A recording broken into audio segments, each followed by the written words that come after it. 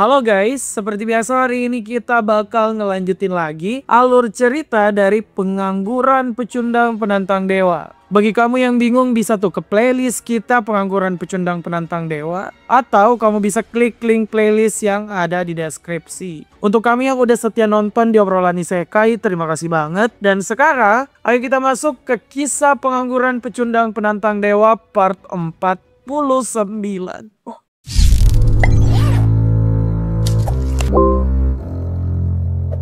Di video sebelumnya, Han Sung-yeon tuh udah selesai dengan tantangan yang begitu mencengangkan, di mana dia itu harus melewati lantai 22 hingga 25 yang digabungkan oleh Tower of Trials. Han Sung-yeon tuh di sana juga ngelawan Demon God. Han Sung-yeon berhasil dengan ujian yang diberikan oleh Demon God, yaitu dengan mendaratkan satu serangan. Han Sung-yeon tuh diberi hadiah tentang identitas Tower of Trials yang ternyata diciptakan oleh para dewa kuno. Nah, Han Sung-yeon itu juga mendapatkan Lemegeton, buku yang menyimpan banyak rahasia dari dunia para dewa dan juga Tower of Trials. Namun Han Sung-yeon tuh nggak bisa mencerna semuanya karena dia bisa saja jadi gila. Sekarang Han Sung-yeon harusnya sudah maju tuh untuk menantang lantai 26. Tapi dia harus membatalkan agenda tersebut karena ternyata ada hal yang mencengangkan terjadi di bumi. Salah satunya yaitu muncul kuil Transcendence God. Kuil yang mengklaim milik dari pengikut Han Sung-yeon sebagai God of Transcendence. Kemudian ada juga satu lagi kultus misterius yaitu kuil Celestial God.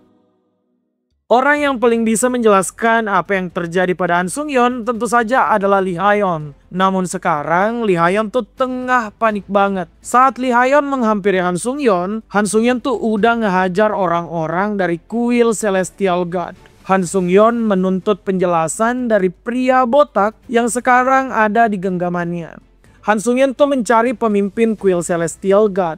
Pria botak ini kemudian bilang kalau pemimpinnya sedang berada di London. Pemimpin kuil Celestial God ingin membuat kesepakatan dengan Taylor David. Han Sung-yeon tuh tentu saja harus bertindak. Dalam pemikiran Han Sung-yeon, kuil Celestial God ini tuh adalah ancaman besar baginya di bumi. Bagaimana enggak, kuil Celestial God nih mau menyebarkan kepercayaan tentang dewa yang mereka sembah. Tujuannya adalah untuk mengambil pengikut dari Han Sung-yeon agar Han Sung-yeon melemah. Kekhawatiran Han Sung-yeon ini tentang kuil Celestial God ternyata emang benar. Mereka itu sudah ada di London dan membuat kekacauan. Pemimpin kultus ini adalah seorang penyihir wanita berambut hijau. Dia itu tengah menculik beberapa rekan Han Sung-yeon kayak Taylor David dan juga Catherine Bennett untuk dijadikan pengikut kuil Celestial God. Wanita berambut hijau ini itu ngeklaim kalau mereka harus menjadi pengikut karena Han Sung-yeon itu adalah dewa lemah yang bisa dia kalahkan dengan mudah. Catherine Bennett yang merupakan pendukung nomor satu Han Sung-yeon tentu saja tuh nggak terima. Dia ingin melawan wanita yang ada di depannya. Sayang, Catherine Bennett ini tuh cuma bisa ngebacot doang guys. Dia tersungkur saat diserang karena membuat marah God of Heaven. Saat Catherine Bennett jatuh, wanita rambut hijau ini menghina Catherine Bennett dengan mengatakan Catherine tuh nggak tahu diri, padahal sudah akan diselamatkan oleh dewa yang jauh lebih kuat daripada Han Sung-yeon. Ocehan demi ocehan tuh terus dilontarkan oleh wanita rambut hijau tersebut. Dia bahkan bilang kalau dewa yang dia sembah itu sebentar lagi akan masuk dalam ranah dewa kuno. Saat terus mengoceh, wanita ini kemudian kaget karena ada aura orang yang muncul di atap itu mirip dengan aura dewa kuno. Saat dia melihat ke atas, di sana tuh udah ada Han Sung-yeon. Wanita ini jelas kaget banget karena seingatnya Han Sung-yeon tuh hanyalah manusia dengan divinity dewa tingkat rendah. Tapi sekarang Han Sung-yeon malah memancarkan aura dewa kuno. Perkembangan cepat yang mulai enggak masuk akal. Han Sung-yeon yang udah sampai di lokasi tersebut langsung aja turun. Han Sung-yeon tuh ngehajar semua orang di pihak kuil Celestial God. Han Sung-yeon bilang karena kuil Celestial God udah berani menyentuh rekan Han Sung-yeon, maka mereka tuh harus siap dengan konsekuensi yang akan mereka terima. Han Sung-yeon kemudian menggunakan Divinity Command miliknya. Han Sung-yeon langsung memerintahkan semua pengikut Celestial God untuk musnah. Pemimpin mereka memang bisa kabur tuh, tapi keroco-keroco yang dia tinggalkan itu harus menelan nasi pahit karena diratakan cuma dengan kata-kata doang. Han Sung-yeon yang udah nyelamatin rekannya kemudian ngecek semua orang. Catherine tuh ternyata enggak terluka parah. Makanya Han Sung-yeon langsung berpamitan. Dia bakal ngejar pimpinan dari kuil Celestial God.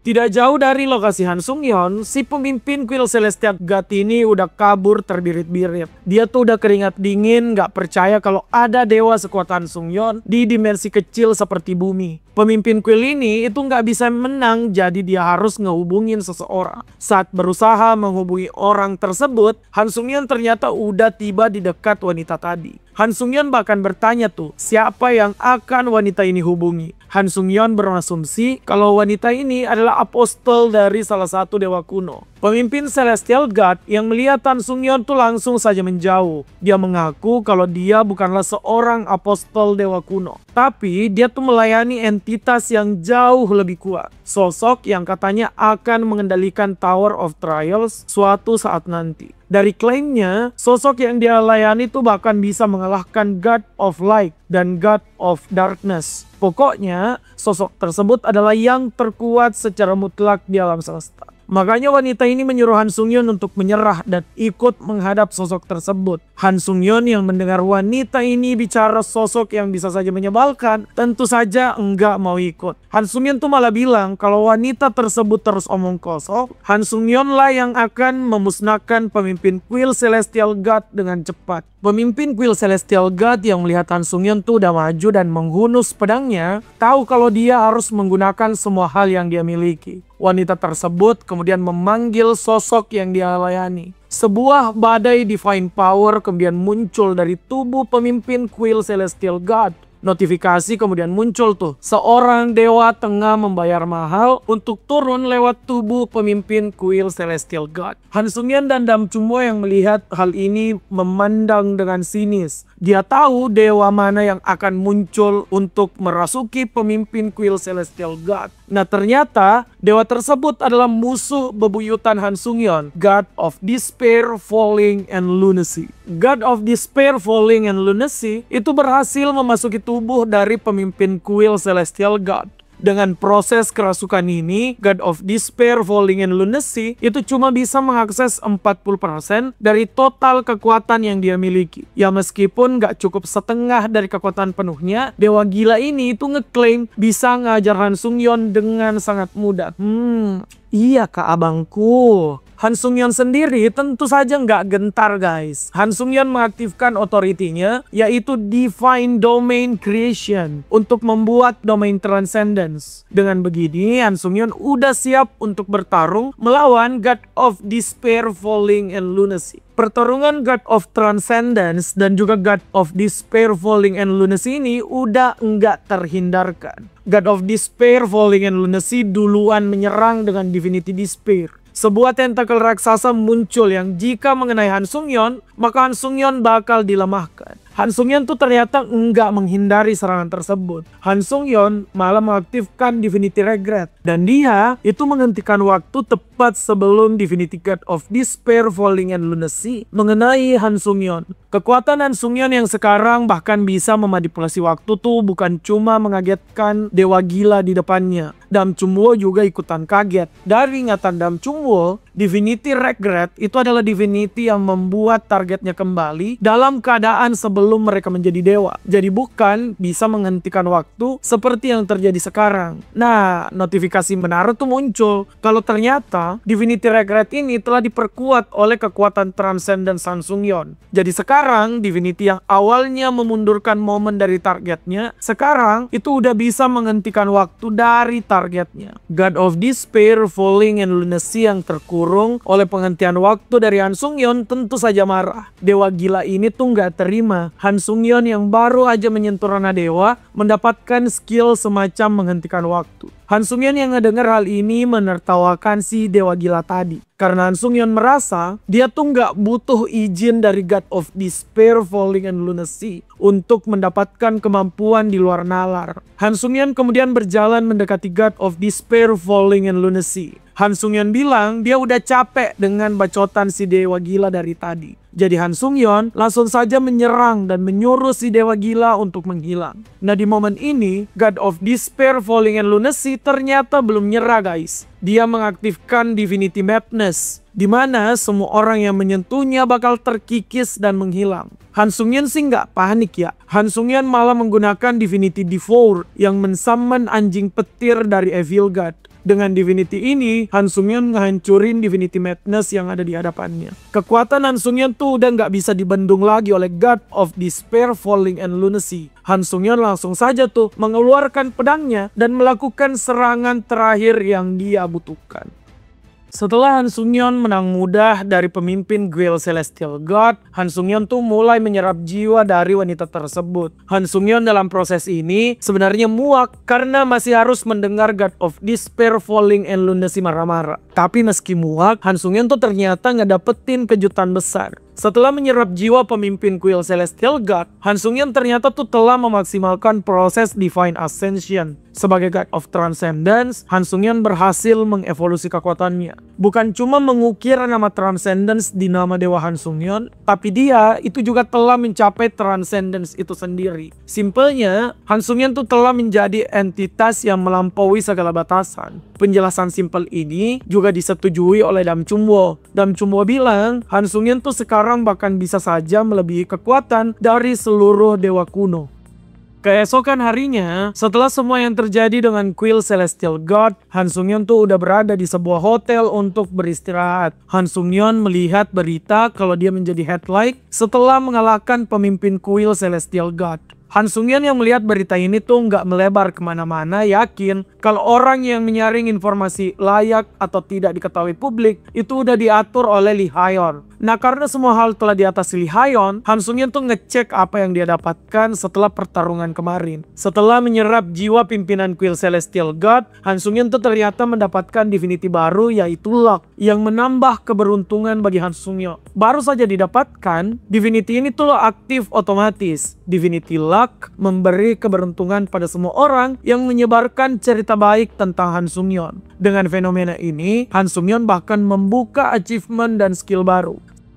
Setelah Han Sung-yeon istirahat, Han Sung-yeon tuh melanjutkan apa yang harus dia lakukan. Han Sung-yeon menuju gedung Asosiasi Hunter Korea atas undangan Lee Ha-yeon. Lee Ha-yeon tuh mau memperlihatkan kuil Transcendence God dari Korea. Saat Han Sung-yeon menuju ke sana, Han Sung-yeon tuh juga ngecek forum mengenai kuil tersebut. Dalam forum itu, ada banyak orang yang berharap untuk diberikan divine power oleh Han Sung-yeon. Han Sung-yeon tuh nggak heran karena memang dia tuh udah bisa mendistribusikan hal tersebut semenjak dia mengalahkan God of Battle. Tidak terasa, akhirnya Han Sung-yeon sampai di tempat pertemuan kuil Transcendence God. Han Sung-yeon tuh yang baru membuka pintu langsung saja panik karena dia ditatap oleh semua orang. Han Sung-yeon langsung tuh menutup pintu tersebut karena tidak tahu harus melakukan apa. Di momen ini, di belakang Han Sung-yeon, Lee Ha-yeon langsung saja muncul. Lee Ha-yeon yang menjadi salah satu orang yang bertanggung jawab atas terbentuknya kuil Transcendence God mengaku pada Han Sung-yeon dia tuh juga heran kenapa pengikut Han Sung-yeon bertambah banyak dalam waktu singkat. Lee Ha-yeon itu juga sadar peningkatan tidak normal ini tentu saja karena banyak yang masuk ke sana bukan karena percaya pada Han Sung-yeon, tapi ada juga yang ikut kuil Transcendence God cuma untuk kebagian divine power doang. Ya, prosesnya mirip dengan bagaimana dewa-dewa menara itu memberikan kekuatan pada para pengikutnya. Han Sung-yeon yang sadar kalau dia sekarang telah menjadi dewa yang memiliki pengikut dengan punya ekspektasi tinggi, kemudian langsung bertindak. Han Sung-yeon membagikan beberapa divine power pada pengikutnya dengan porsi yang layak. Han Sung-yeon tuh memberikan akses tersebut pada para pengikutnya agar orang kayak Lee Ha-yeon yang selalu ngebahas kebaikan Han Sung-yeon bisa lebih mudah untuk bekerja dan menyebar untuk mendapat pengikut baru. Tentu saja wajah Lee Ha-yeon tuh memerah karena tersipu, malu dipuji, dan diringankan kerjanya oleh Han Sung-yeon. Makanya Lee Ha-yeon tuh makin bersemangat mengurusi segala hal tentang kuil Transcendence God. Setelah selesai dengan kuil Transcendence God dan juga Lee Hyon, tanpa basa-basi tuh Han Sung-yeon masuk ke dalam Tower of Trial. Dia tuh menantang lantai 26. Tema dari lantai ini itu adalah medan perang para dewa. Han Sung-yeon tuh punya tugas untuk menguasai minimal 2 lokasi di dalam tantangan tersebut. Han Sung-yeon yang masuk ke dalam tantangan lantai 26 tuh tiba di sebuah hutan bersama Dam Chum-woo. Dam Chum-woo ternyata tahu tentang tantangan tersebut. Saat Dam Chum-woo juga menjadi penantang menara, dia pernah melalui tantangan yang sama, tapi bukan di lantai 26. Tantangan medan perang para dewa ini harusnya tuh ada di lantai yang lebih tinggi. Dam Chum-woo yang pernah melewati tantangan ini kemudian menjelaskan hal yang dia tahu. Seperti namanya, tempat ini tuh adalah tempat para dewa bertarung tidak peduli level mereka. Ada dewa dengan level yang begitu rendah dan juga ada dewa dengan level yang terlalu tinggi. Medan perang tuh terbagi menjadi 3 zona. Untuk mengambil zona tersebut, Han Sung-yeon harus membuat dewa yang menguasai zona tadi itu menyerah pada Han Sung-yeon. Setidaknya itu tuh yang bisa Dam Chum-woo jelaskan. Dam Chum-woo itu cuma curiga akan satu hal, yaitu bola hitam yang melayang di langit. Dalam ingatan Dam Chum-woo, bola semacam itu tuh tidak ada saat dia mendapatkan tantangan medan perang para dewa. Nah, apa fungsi bola tersebut? Apa bola itu akan mengancam nyawa Han Sung-yeon atau jadi sumber kekuatan baru? Penasaran? Kita nantikan aja kelanjutannya di video berikutnya. Terima kasih yang udah nonton sampai akhir dan jangan lupa like, share, dan subscribe obrolan Isekai.